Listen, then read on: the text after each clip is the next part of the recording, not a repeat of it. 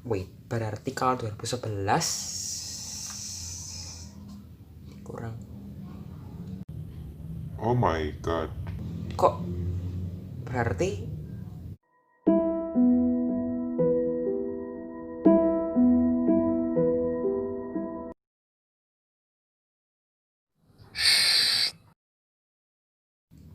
Hai guys, welcome to channel Ivan Ju dalam segmen Merinding. Di video kali ini, aku akan membahas mengenai sesuatu yang bisa dibilang viral karena memang banyak banget digunakan oleh orang-orang. Apalagi dalam kondisi seperti ini, banyak banget orang menggunakan ini. Nah, ini tuh apa? Nah, yang aku akan bahas ini itu adalah aplikasi yang namanya Zoom Meeting. Mungkin dari teman-teman semuanya yang belajar atau enggak yang sering menggunakan Zoom pasti akan tahu apa itu Zoom. Tapi buat teman-teman yang mungkin nggak tahu apa itu Zoom Meeting, Zoom Meeting itu adalah sebuah aplikasi di mana kita bisa bertemu dengan teman-teman kita, dengan guru-guru kita, atau dengan siapapun secara online. Dan kapasitas pesertanya pun juga banyak, bisa nyampe 100 orang gitu. Kan nggak mungkin kalau kita WhatsApp call sampai 100 orang, kan nggak mungkin karena kapasitasnya kecil banget gitu. Nah, Zoom Meeting memang banyak sekali digunakan oleh masyarakat di Indonesia, bahkan di dunia pun juga menggunakan aplikasi ini. Nah, Zoom Meeting itu dibuat sekitar tahun 2011. Dan tahun ini itu ada hubungannya dengan teori konspirasi yang akan aku bahas di video kali ini. Tapi nanti kalian ingat-ingat aja terus kata-kata 2011 ya. Lanjut lagi.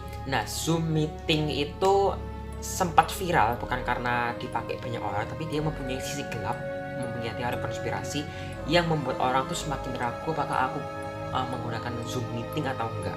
Harus berpikir dua kali. Tapi kalau menurutku sendiri, aku sampai sekarang masih menggunakan Zoom dan aku tidak menemukan kejanggalan ataupun keanehan di dalam Zoom Meeting. Nah, kenapa orang-orang bisa tidak percaya 100% dengan keamanan Zoom? Jadi ini dia teori konspirasi dan juga berbagai macam keluhan orang yang bikin merinding karena Zoom.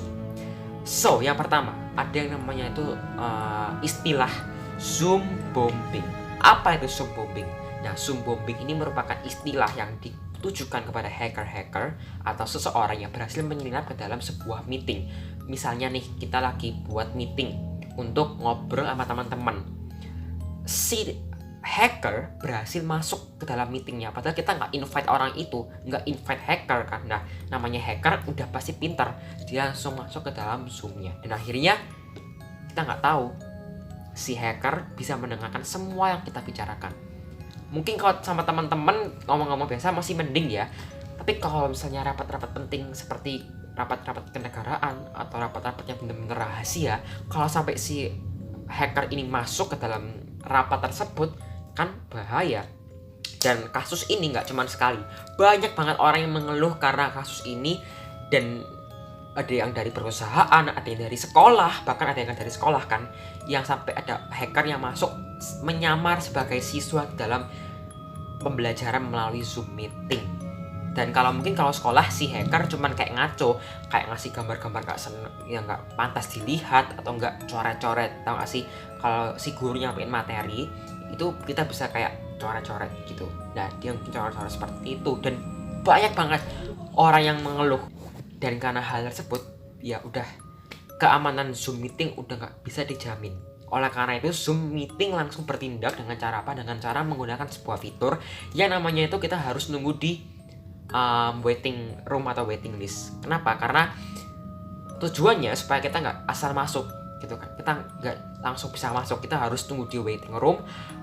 Kita harus nunggu hostnya atau si pembuat meeting untuk invite kita, untuk accept kita apakah kita boleh masuk ke dalam meeting tersebut. Baru kita bisa masuk ke dalam meetingnya.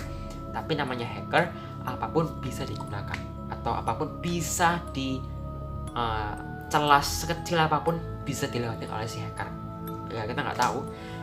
Ya aku bukan ingin menjatuhkan Zoom sih, karena emang aku belum pernah mengalami. Sekali lagi aku bukan mau menjatuhkan Zoom, tapi emang aku berbicara ini sesuai dengan kesaksian orang-orang. Yang kedua, dalam beberapa bulan terakhir ini ada orang yang merasa HP-nya itu dikendalikan oleh seseorang karena Zoom meeting. Kenapa bisa kayak gitu?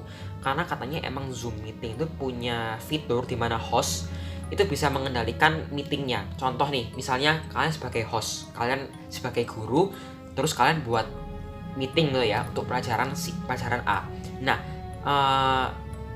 partisipan atau siswa kalian itu ada yang rame, ada yang nggak bisa diem, ada yang mungkin tahu gak sih mikrofonnya itu belum di mute. Karena kalau di unmute kan kita ngomong kayak gini semua orang bisa dengar di meetingnya, harus di mute dulu. Nah, si host bisa nge-mute, mungkin bisa ngeluarin atau bisa nge-kick si peserta. Nah, hal tersebut bisa dimanfaatkan oleh hacker untuk mengendalikan HP orang. Kan kayak nggak mungkin gitu kan. Nah, akhirnya banyak orang yang semakin kayak, waduh ini HP ku kenapa tiba-tiba dikendalikan, tiba-tiba buka IG, tiba-tiba buka WA, tiba-tiba buka ini itu, bahkan sampai ada yang m-bankingnya itu habis saldonya karena orang yang mengendalikan HP ini. Dan itu membuat orang-orang kayak, aduh nggak bisa nih kayaknya pakai Zoom meeting kayak gitu. Nah, yang ketiga, mungkin gak ada aku bilang apa, tahun 2011 dimana Zoom meeting diciptakan. Banyak banget orang yang percaya sama teori konspirasi ini, bahwa Zoom meeting secara sengaja bekerja sama untuk membuat virus corona. Maksudnya apa? Pertama kali kan dengar COVID-19 itu kan muncul loh banyak banget teori-teori konspirasi. Ada yang bilang bahwa virus corona ini dibuat di Cina, sengaja dibuat oleh manusia untuk mengurangi populasi penduduk di bumi. Tapi kayaknya itu hoax, karena emang gak mungkin orang membuat virus. Ya bisa, cuman kan rugi dong dia membuat virus sendiri, kan dia juga bisa membunuh keluarganya gitu. Nah, ada yang percaya sama teori konspirasi di mana corona dibuat di Cina, dibuat sama masyarakat, sama orang-orang.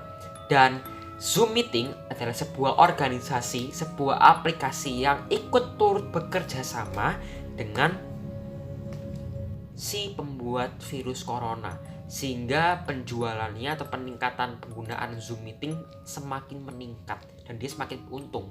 Karena emang Zoom kan dibuat tahun 2011, viral-viralnya rame-rame digunainnya tahun 2020. Jadi menggunakan waktu yang sangat lama untuk bisa meningkatkan penggunaan Zoom meeting. Kan tahun 2011, 2012, 13, 14, 15, 16, 17, 18, 19 kan udah kayak nggak ada yang namanya corona, nggak ada yang kita belajar dari rumah, nggak ada gitu.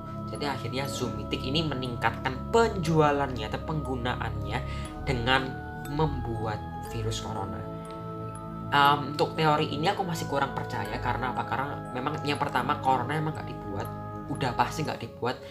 Yang kedua, memang Zoom meeting nggak mungkin secara sengaja bekerja sama dengan si pembuat COVID-19 untuk meningkatkan hasil penjualannya.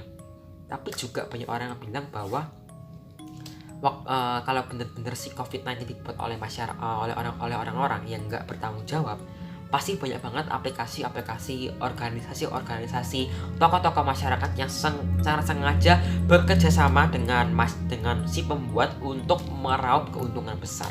Tapi aku masih belum maksudnya aku belum bisa memastikan kalau berita itu benar-benar real dan benar-benar terbukti bahwa COVID dibuat oleh manusia. Tapi kayaknya nggak mungkin. So, jadi itu tadi adalah teori-teori konspirasi dari Zoom meeting. Kalian harus berpikir dua kali apakah kalian harus menggunakan Zoom meeting, Google Meet, atau yang lainnya. Kalian harus berpikir dua kali, karena keamanan di Zoom masih banyak orang yang melakukan keamanan 100% tentang aplikasi Zoom meeting. Aduh, gimana ya? Ya, itu terserah kalian semuanya, apakah kalian percaya atau enggak, itu terserah kalian. Tapi aku nggak mau mengklaim bahwa apa yang aku bilang ini benar-benar real. Aku nggak ngeklaim, tapi hanya mengingatkan teman-teman semuanya untuk lebih bijak memilih aplikasi gitu. Oke, Kayaknya sampai di sini dulu aja videonya. Jangan lupa kasih like-nya, komen di bawah, dan jangan lupa subscribe, dan jangan lupa nyalain notifikasinya supaya kalau aku upload video teman-teman bisa tahu, dan semoga bisa bermanfaat, menghibur, dan bisa menginspirasi teman-teman semuanya. Dan jangan lupa subscribe channel teman aku Joseph Trik. Buat teman-teman yang mau belajar sulap, terutama sulap kartu, bisa langsung kunjungi link di deskripsi ini. Oke, see you on next video and bye bye. Keep merinding.